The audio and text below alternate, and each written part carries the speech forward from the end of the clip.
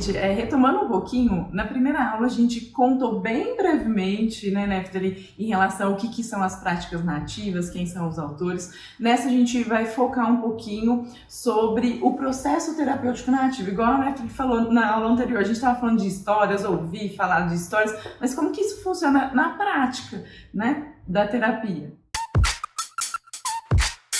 Quando a gente fala de práticas narrativas, é importante a gente pensar que tem um entendimento central, que é a questão da dupla narrativa. Os autores da terapia narrativa, eles entendem que quando o cliente chega para a terapia, eles vão nos contar uma história em relação àquela vivência, àquela dificuldade. E geralmente essa história é o que eles vão chamando de uma narrativa dominante, que é aquela que geralmente vai sendo reproduzida em diferentes relações, é aquela que vai trazendo como se fosse uma versão única daquela experiência, mas conectado com a ideia, né, de que uma única história não é suficiente para contar sobre a experiência, como a gente já falou, eles entendem que junto à narrativa dominante tem as narrativas alternativas, que são aquelas narrativas que trazem outros elementos daquela experiência que não estão presentes na história dominante. Então, por meio, né, desse entendimento, esses autores nos convidam a sempre, eu acho que calibrando, né, e auxiliando a nossa escuta, preparando ela para ouvir. Quando o cliente está contando uma história, que outros elementos que estão de fora? E que diferenças que faria se esses elementos fossem organizados na produção de uma outra narrativa? Que diferença que isso ia fazer? Na forma que a pessoa ia reagir diante daquela situação, no modo que aquela pessoa ia passar a olhar para ela mesma, para os seus relacionamentos. Então é um pouco desse movimento que a gente vai fazendo dentro das práticas narrativas, e para isso esses autores foram desenvolvendo alguns recursos conversacionais que a Neftali vai estar trazendo um pouquinho para vocês. Então a gente vai aqui nomear o que seriam os 3 recursos principais, né? Que é o recurso de externalização, que é como a gente trouxe lá na primeira aula, né? Em que a gente compreende que o problema é o problema e a pessoa é a pessoa, e a partir disso a gente vai fazendo todo um processo de separar a pessoa do problema, né? Por toda uma compreensão e um jeito de perguntar em que esse processo vai acontecer. O segundo recurso é o que a gente vai chamar de reautoria. Então a gente separa o problema, a gente, né? Vamos separar, tô falando a gente assim, nós e o cliente, né? Vamos separando o problema, a pessoa, né? E o que a gente constrói a partir disso? Eu me distraí. É porque a bunda levantou o nosso pé. Me distraí um pouquinho.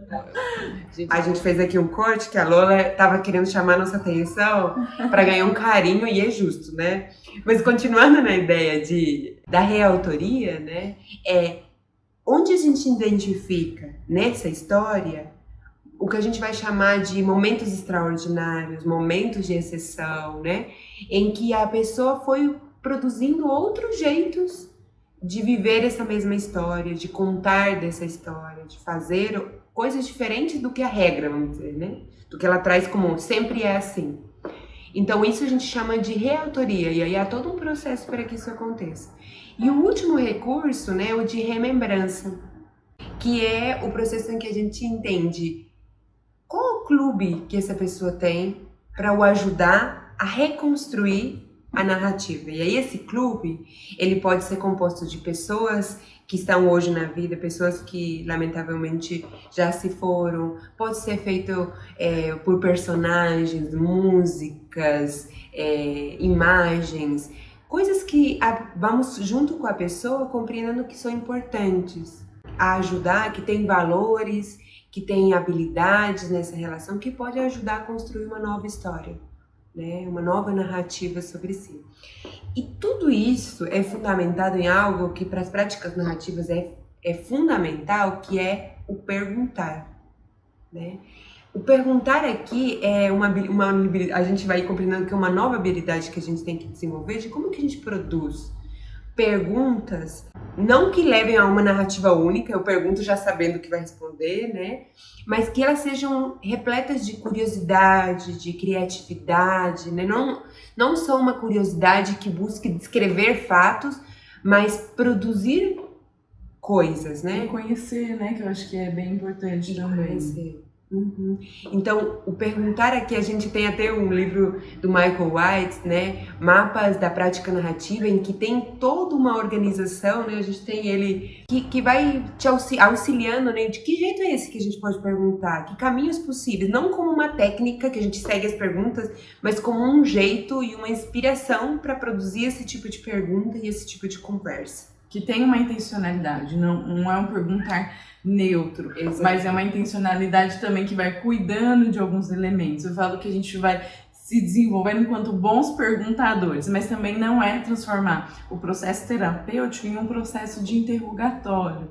Então as perguntas elas vão sendo produzidas muito no ritmo, né, ali da relação com o cliente, né, de uma maneira bastante respeitosa e até checando se está fazendo sentido, se não está, né, porque é um perguntar que ele auxilia nesse sentido também.